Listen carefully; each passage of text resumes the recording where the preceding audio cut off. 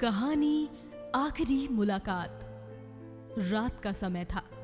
जनवरी के मौसम में पड़ने वाला कोहरा नीलेश की गाड़ी के शीशे पर ओस बनकर टपक रहा था। उसने कई बार गाड़ी का वाइपर चलाया, लेकिन उससे भी कुछ काम नहीं बन रहा था। नीलेश ने गाड़ी को सड़क के किनारे लगा दिया और अपनी पत्नी काव्या को कॉल लगाने लगा। काव्या के फोन उठाते ही नीलेश ने कहा, काव्या, धुंध बहुत है, मैं गाड़ी को ठीक से नहीं चला पा रहा और घर आने से पहले मुझे शालिनी से भी मिलने जाना है। बताया था ना तुम्हें। तुम सो जाना, ओके? मैं आकर कॉल करता हूँ। नीलेश ने एक लंबी सांस लेते हुए कॉल काट दिया और फिर गाड़ी स्टार्ट करके अपनी एक्स गर्लफ्रेंड शालिनी के घर की ओर गाड़ी घुमा ली। अब एक सवाल आपके दिमाग में भी कौंध रहा होगा कि जब नीलेश की बीवी काव्या है तो नीलेश इतनी रात को काव्या को बताकर शालिनी से मिलने कैसे जा सकता है?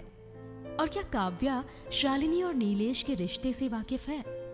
तो इसका जवाब है हाँ, मगर काव्या नीलेश को उसकी एक्स गर्लफ्रेंड से मिलने बिना किसी सवाल के कैसे जाने दे रही है? आइए जानते हैं नीलेश, काव्या और शालिनी की ये अनोखी कहानी। नीलेश, जो बरेली शहर में रहकर अपनी पत्नी काव्या के साथ अपनी छोटी सी दुनिया में खुश रहने की कोशिशों में दिन रात लगा रहता है। कोशिश इसलिए कहा मैंने क्योंकि अभी 2 महीने पहले ही नीलेश और काव्या की अरेंज मैरिज हुई थी। इस शादी से नीलेश और काव्या के घर वाले बेहद खुश थे। दरअसल नीलेश और काव्या के पिता बचपन से ही दोस्त थे और बचपन में ही दोनों ने तय कर लिया था कि वो बड़े होने पर इन दोनों बच्चों की शादी करवा देंगे। लेकिन बीतते वक्त के साथ नीलेश की जिंदगी में कब उसके साथ काम करने वाली शालिनी ने अपनी जगह बना ली, उसे खुद इस बात का एहसास नहीं हुआ।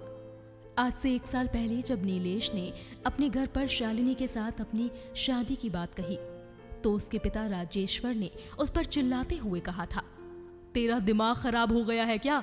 तू बहुत अच्छे से जानता है नीलेश कि तेरी शादी पहले से काव्या के साथ तय है। फिर तूने किसी और बच्ची की भावनाओं को ठेस पहुंचाने का इंतजाम कैसे कर लिया? हाँ नीलेश, मैं कहता हूँ उस बच्ची को झूठे सपने मत दिखा और उसे सच बता कि तू उससे शादी नहीं कर पाएगा, और क्यों नहीं कर पाएगा ये भी उसे अच्छे से बताना। नीलेश ने अपने पापा के सामने अपने प्यार के लिए आवाज उठाते हुए कहा, लेकिन कैसे पापा, अच्छे से कैसे बताऊं मैं उसे, जबकि मैं खुद जरा सा भी नहीं जानता कि मेरी शादी क्यों काव्या से तय कर दी गई थी।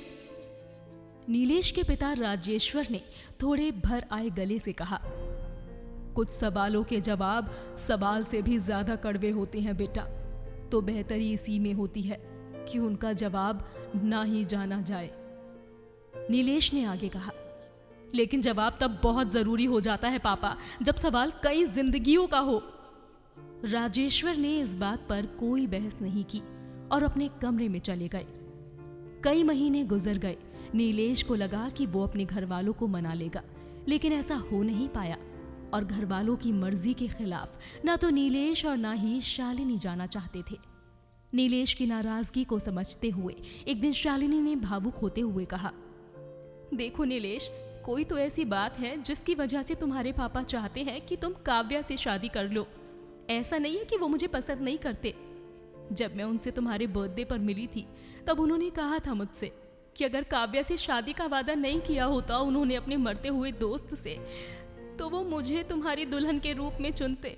पता है नीलेश, तब तो राजेश्वर अंकल हमारे बारे में जानते भी नहीं थे, तब उन्होंने मुझसे ये सब कहा था। मगर अब बस कब तक लड़ते रहेंगे हम अपने अपने परिवारों से? अब मैं थक गई हूँ नीलेश, प्लीज तुम कर लो शादी, जिससे भी तुम्हारे पापा कहें। ये बात कहते हुए शालिनी जमीन पर ही धराशायी होते हुए रोने लगी। नीलेश और शालिनी के मखमली ख्वाबों से सजे सपने मैले हो रहे थे। उनके रिश्ते के सुनहरे चांद को धर्म युद्ध ने कभी ना खत्म होने वाला ग्रहण लगा दिया था। धर्म युद्ध जो राजेश्वर मन ही मन लड़ रहे थे।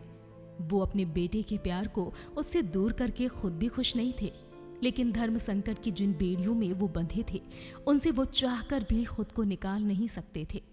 इन्हीं सबसे अनजान काव्या, जो अकेली बिना माता पिता के साए के चंडीगढ़ में अपनी पढ़ाई पूरी कर रही थी, उसी को लाने के लिए राजेश्वर ने जब नीलेश से कहा तो नीलेश ने बिना कुछ कहे हामी भर दी और 3 दिन के बाद वो काव्या को लाने चंडीगढ़ के लिए रवाना हो गया। 10 घंटे के लंबे सफर के बाद नीलेश सुबह 6 बजे चंडीगढ़ में काव्या के हॉस्टल के बाहर पहुंच चुका था। काव्या और नीलेश एक दूसरे को बचपन से ही जानते थे और दोनों के बीच बचपन से ही दोस्ती भी रही, लेकिन शालिनी के नीलेश की जिंदगी में आ जाने के बाद से ये धागा कुछ ढीला और कमजोर सा पड़ गया था। काव्या को नीलेश के आने की खबर थी तो वो अपना सारा सामान पैक करके नीलेश के आने का इंतजार ही कर रही थी। नीलेश ने हॉस्टल पहुंचकर काव्या को कॉल किया कि वो बाहर आ चुका है। नीलेश के आने की बात सुनकर काव्या बेहद खुश थी। ब्लैक कलर का ट्रैक सूट पहने अपने बालों की पोनी टेल बनाए काव्या बाहर आती है और आकर सबसे पहले नीलेश को हक कर लेती है और फिर कहती है, चलो तुम्हें यहाँ की सबसे अच्छी चाय पिलाती हूँ। और ऐसा कहकर काव्या नीलेश की गाड़ी में जाकर बैठ गई और कुछ ही देर बाद वो दोनों एक छोटी सी झील के किनारे हाथों में चाय थामे उगते हुए सूरज को निहार रहे थे। नीलेश को काफी चुप पाने के बाद काव्या ने बातों की पहल करते हुए कहा, क्या हुआ नीलेश, तुम कुछ परेशान हो या फिर मुझसे नाराज हो? नीलेश ने ना में गर्दन हिला दी तो काव्या ने फिर से सवाल किया, क्या एक दोस्त को भी नहीं बताओगी कि आखिर कौन सी बात है जिसने तुम्हारी इतनी प्यारी हंसी छीन ली? नीलेश ने सूरज से नजरें हटाते हुए काव्या को देखा और बोला, अगर दोस्त ही वजह हो नाखुश रहने की तो? काव्या ने नीलेश के इस उलझे हुए सवाल पर कहा, क्या मतलब? मैं कुछ समझी नहीं नीलेश, क्या मैं कारण हूं तुम्हारे दुख का? नीलेश एकदम से झल्ला गया, मत पूछो मुझसे कुछ भी काव्या, मैं चुप नहीं रह पाऊंगा और तुम्हें कुछ कहा तो अपने घर वालों खास करके अपने पापा का बुरा बन जाऊंगा। मगर हाँ, बस एक बात तुमसे जानना चाहता हूँ कि क्या तुम वो वजह जानती हो जिसकी वजह से हमारी शादी बचपन में ही तय कर दी गई थी? नीलेश के पूछे सिर्फ एक सवाल ने काव्या के सामने नीलेश की आंखों में छुपे बहुत सारे सवाल ला खड़े कर दिए थे, जिनमें से सबसे पहला जवाब काव्या को ये मिला कि नीलेश उसे नहीं बल्कि किसी और को पसंद करता है। और फिर वही हुआ जिसका राजेश्वर को डर था।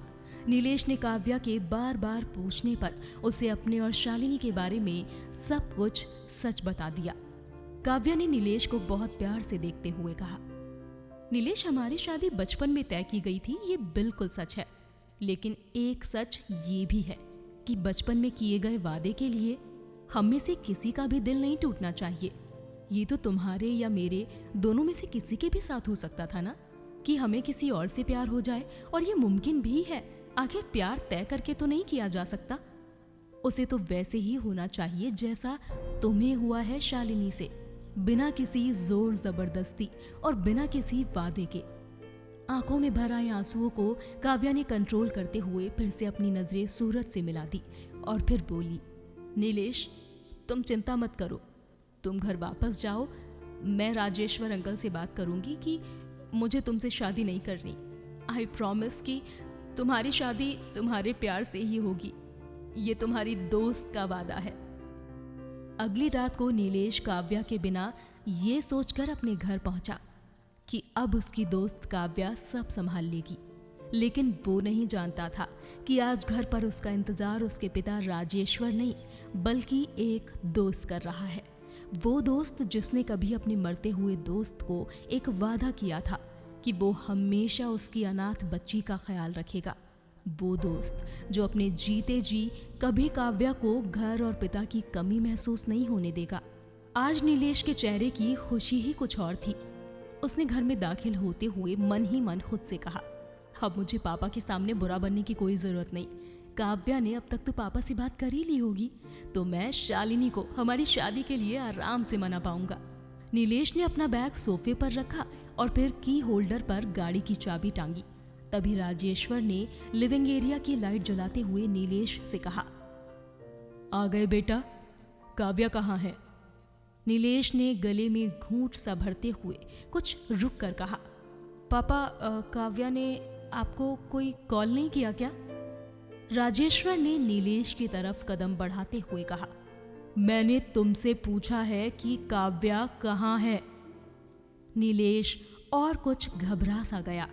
उसने हिचकते हुए कहा, पापा वो काव्या ने आने से मना कर दिया। उसने कहा है कि वो किसी और को पसंद करती है और मुझसे शादी नहीं करना चाहती, इसीलिए उसने आने से इनकार कर दिया और कहा है कि अंकल ने मुझसे पूछे बिना मेरी शादी तुमसे बचपन में तय की थी, लेकिन अब मैं किसी और को पसंद करती हूँ। ये सब सुनकर मैं उसे जबरदस्ती तो अपने साथ नहीं ला सकता था ना पापा। राजेश्वर ने इसके बाद नीलेश के नजदीक आकर उसका हाथ थामा और उससे कहा, बेटा मैं बाप हूं तुम्हारा, और काव्या को भी मैंने 10 साल की उम्र से उसके बाप की तरह ही पाला है। तुम दोनों ही मुझे कोई पट्टी मत पढ़ाओ। किसने किससे क्या कहा सब समझ रहा हूं मैं। आया था काव्या का फोन और वही कहा उसने जो तुम मुझसे कह रहे हो, लेकिन क्या मैं उन शब्दों के पीछे छिपा उसका दर्द नहीं समझा? क्या मैंने कभी उसकी आंखों में तुम्हारे लिए प्यार और अपनापन नहीं देखा? क्या मैंने कभी नहीं देखा कि वो सबसे ज्यादा तुम्हारी परवाह करती है? या मैंने कभी उसकी तुम्हारे साथ शादी की बात को लेकर उमंग नहीं देखी? अगर मैंने ये सब देखकर भी नहीं देखा तो मैं एक गलत पिता साबित होता हूँ। अपने पापा को काव्या का इतना फेवर करते देखकर नीलेश खींच रहा था और उसके सब्र का बांध टूट गया। उसने गुस्से में झल्लाते हुए अपने पापा की बात को काटते हुए कहा, बस पापा बस, क्या हो गया है आपको? वो कह रही है उसे मुझसे शादी नहीं करनी, मैं कह रहा हूँ मुझे उससे शादी नहीं करनी, लेकिन आप हैं कि अपनी जिद पर अड़े हैं। अरे ऐसी भी क्या वजह है? एक वादा ही तो किया है ना आपने, तोड़ दीजिए ना। अपने बच्चे की खुशी नहीं देखी जा रही आपसे? इतना सुनते ही राजेश्वर ने नीलेश के मुंह पर एक जोरदार तमाचा जड़ दिया।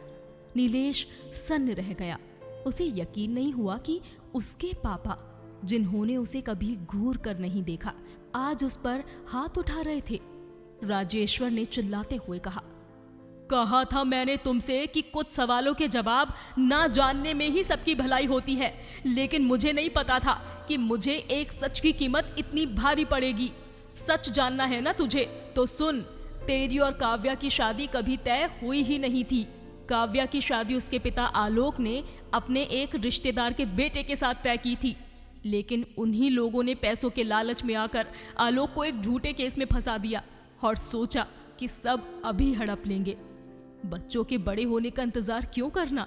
लेकिन आलोक जानता था कि अगर ऐसा हुआ तो उसकी बच्ची की जिंदगी नर्क बन जाएगी। इसीलिए उसने अपनी सारी जायदाद मेरे नाम कर दी और काव्या की जिम्मेदारी भी मुझे सौंप दी। एक दिन खबर मिली कि आलोक ने जेल में ही खुदकुशी कर ली, क्योंकि वो खुद को निर्दोष साबित नहीं कर पा रहा था और वो अपनी बच्ची के सामने एक गुनहगार पिता की तरह नहीं आना चाहता था। मैं जानता था कि उसे फंसाया गया है, पर मैं भी कुछ नहीं कर सकता था।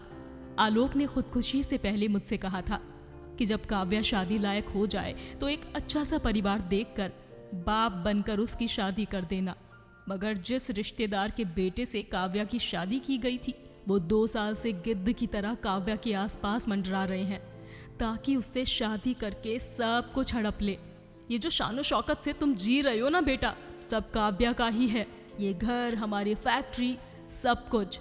हाँ मानता हूँ वो मैंने अपनी मेहनत से खड़ी की है, लेकिन उसमें लागत तो आलोक की ही लगी है ना।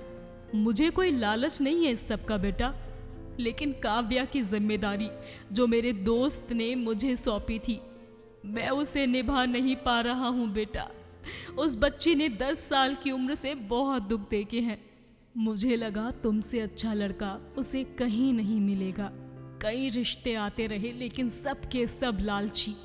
इसीलिए मैंने तुम दोनों के दिमाग में ये बात डालनी शुरू कर दी कि तुम दोनों की शादी बचपन में ही तय कर दी गई थी ताकि मैं काव्या को बचा सकूं घर के बाहर बैठे जानवरों से। सबको लगता है बिन माँ बाप की लड़की है, कैसे भी रख लेंगे। मैंने उसकी आंखों में तुम्हारे नाम की चमक देखी है। तुम्हारा नाम लेती ही उसका चेहरा खिल उठता है। नीलेश बेटा, कई बार इंसान को अपनी जबान की कीमत अपनी जान देकर भी चुकानी पड़ती है।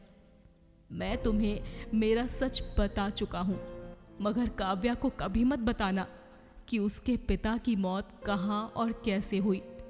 तुमसे यही एक विनती है मेरी। बाकी शालिनी बहुत अच्छी बच्ची है, जल्दी मिलवाओ हमें हमारी होने वाली बहू से।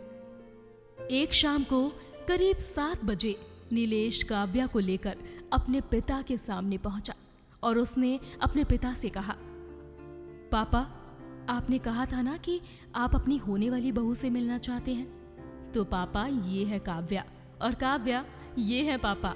आप दोनों बातें करो, मैं एक कॉल करके आता हूँ। राजेश्वर को समझ नहीं आ रहा था कि एक ही दिन में नीलेश ने ऐसा क्या किया कि काव्या बिना किसी सवाल के बरेली आ गई। वहीं नीलेश ने अलग आकर शालिनी को कॉल लगाया और उधर से फोन उठने पर बोला, तुमने ऐसे कैसे किसी और से रोका कर लिया शालिनी? तुमने मुझे कहीं का नहीं छोड़ा। फोन की उस तरफ से शालिनी ने कहा, ऐसा नहीं करती तो तुम कभी काव्या को नहीं अपनाते, और वो तुम्हें 2 महीने हूँ अभी इस शहर में। मैं किसी और के घर, किसी और के हक को नहीं मार सकती नीलेश। मैं तुमसे प्यार करती हूँ, सच है, लेकिन मुझे प्यार करने वाली भी कम नहीं है। मेरा पूरा परिवार है मेरे साथ। मेरे माँ पापा ने हमेशा मेरे लिए अच्छा ही सोचा है। अगर मुझे पहले पता होता कि काव्या इतना सबसे गुजर रही है या गुजर चुकी है, तो मैं खुद तुम्हें कहती कि तुम उससे शादी करो। और मैंने उसके लिए परवाह देखी है तुम्हारे दिल में, तुम्हारी आंखों में। तुम एक ही वक्त पर 2 लड़कियों से प्यार नहीं कर सकते। नीलेश, अगर उस लड़की के साथ कभी कुछ गलत होता ना, तो मैं खुद को कभी माफ नहीं कर पाती। इसीलिए तुमसे कहती थी मैं कि थोड़े प्रैक्टिकल रहो लाइफ को लेकर, ना जाने कब कौन से मोड़ पर ला खड़ा कर दे। ये आखिरी बार था जब शालिनी ने नीलेश से बात की थी, और अब तो नीलेश भी समझ चुका था कि उसकी जिंदगी सिर्फ उसकी नहीं रही। कई बार इंसान को ना चाहते हुए भी कुछ ऐसे फैसले लेने पड़ते हैं जिनकी उसने कभी उम्मीद भी नहीं की होती। यहाँ काव्या के साथ नीलेश का रिश्ता एक फर्ज का रिश्ता बन चुका था। एक तरफ नीलेश और शालिनी का रिश्ता जो अभी जुड़ा नहीं था, और एक तरफ काव्या और नीलेश का रिश्ता जिस पर दाव लगा था कई लोगों का भविष्य और उनकी बुनियाद टिकी थी। और इसी बुनियाद को बचाए रखने के लिए शालिनी और नीलेश ने अपने प्यार का त्याग काव्या के भविष्य को सुरक्षित करने के लिए कर दिया था। आज नीलेश और काव्या की शादी के 2 महीने बाद शालिनी हमेशा के लिए बरेली शहर को छोड़कर वापस अपने गांव लौट रही थी, और शालिनी ने एक आखिरी बार नीलेश को मिलने बुलाया जिस रोज वो शहर छोड़ रही थी। नीलेश ने काव्या के साथ अपनी मर्यादा को रखते हुए काव्या की सहमति लेनी जरूरी समझी, क्योंकि काव्या नीलेश और शालिनी की भावनाओं की कद्र करती थी, तो उसने अपनी सहमति खुशी खुशी दे दी। फिल्म लव आजकल में कितना प्यारा सवाल पूछा गया है ना, कि जाने से पहले एक आखिरी बार मिलना जरूरी क्यों होता है। मुझे नहीं लगता कि किसी के भी पास इस सवाल का जवाब होता है, सिवाय उन 2 लोगों के जो बिछड़ रहे होते हैं। उन्हीं में से एक का सवाल दूसरे का जवाब बनकर उस आखिरी मुलाकात को जन्म देता है, जिसका अंत भी उसी आखिरी मुलाकात के साथ हो जाता है।